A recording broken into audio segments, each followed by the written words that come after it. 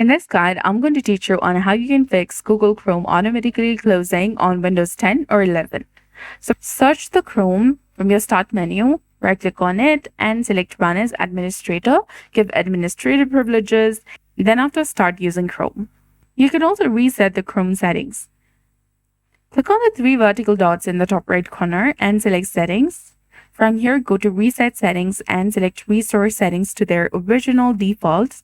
Click on Reset and check if the issue is resolved. If not, you can reinstall Chrome. Go ahead and search for Add or Remove Programs and launch it. From this page, simply search for Google Chrome, open it, and then click on Uninstall, click on OK to confirm. And after uninstalling it, you can reinstall using your Microsoft Store or any other web browser. This should definitely help you fix automatic closing issue on Google Chrome. So that's it. I hope you found this video helpful. If you did, please like, share, and subscribe. Thanks for watching. We'll see you again in the next one.